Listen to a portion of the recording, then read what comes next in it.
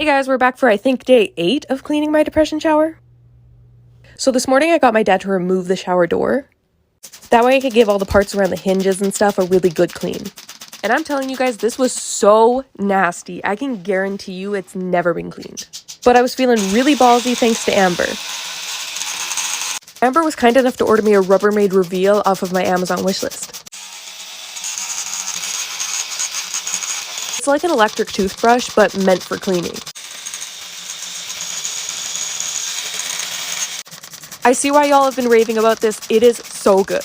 I don't think I would have got him to cleaning this hinge without it. Because this thing just did not want to come clean no matter how much I scrubbed and soaked and scraped. I probably shouldn't have even been scraping in the first place, because then I decided to take this thing off, and you'll see why. I'm pretty sure it wasn't supposed to come off. But I mean, you guys, this thing was so hard to clean. I mean, like I said, it's probably never been cleaned. My dad came down to help, and he seemed to have a lot of luck with steel wool.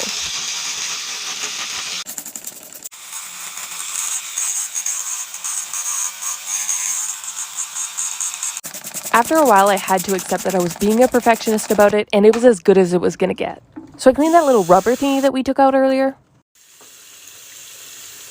And then, of course, it did not want to go back in. I mean, I did get it to kind of stick at the end, but you can see it doesn't really want to stay. So yeah, let me know what you think I should do. I volunteered to help an elderly couple clean up their bathroom.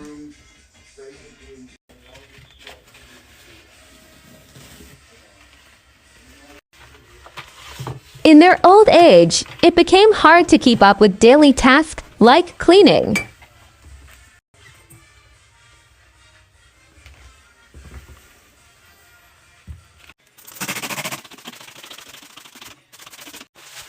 They have lived in this house for decades, so the sink is full of scratches and stains that I may not be able to get out. But I did the best I could and was able to make a pretty big difference.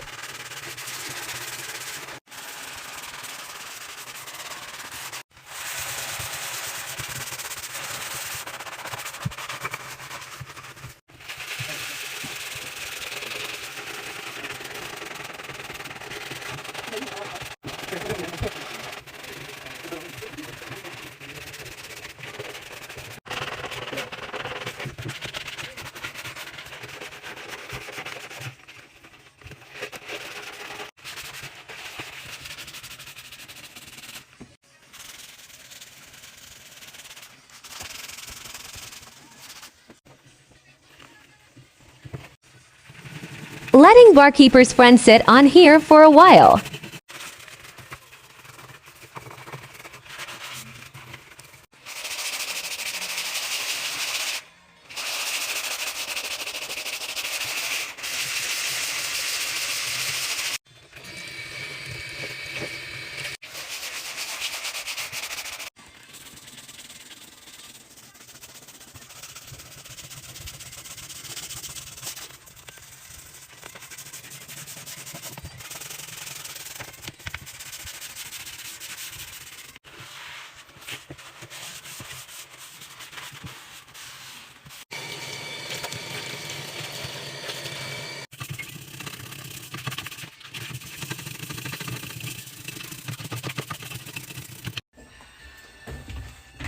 Drop your suggestions on how I can get this even more clean.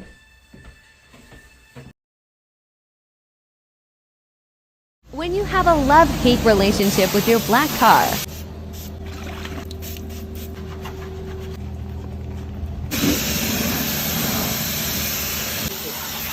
the dirt is always so easily visible.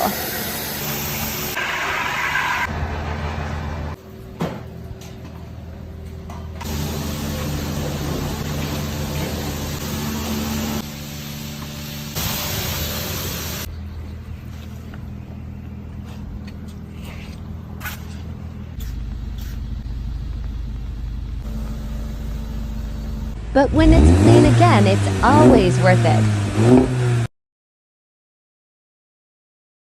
You is an authentic expression of Stoke that can be heard in almost every single surf lineup, in the hockey rinks, and on the slopes.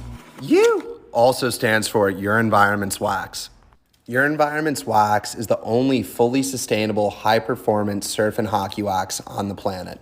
My name's Hogan Peters. When I started U in my dorm room in 2018, my main goal was to give our sports communities the opportunity to do the right thing for our environment without sacrificing professional performance. At U, we work with our bee-centric beekeepers throughout the U.S. and use the Honeybee's sustainable beeswax as the main ingredient in our surf and hockey wax.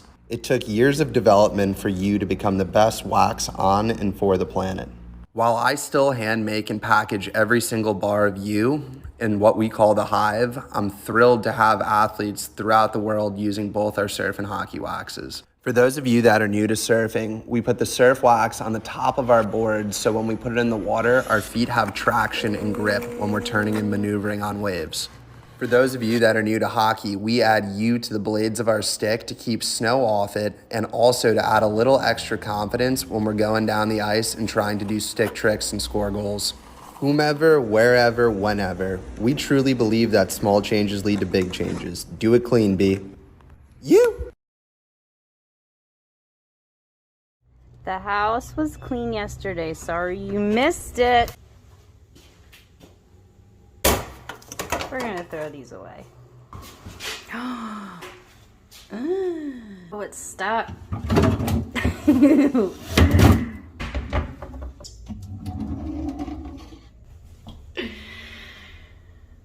What?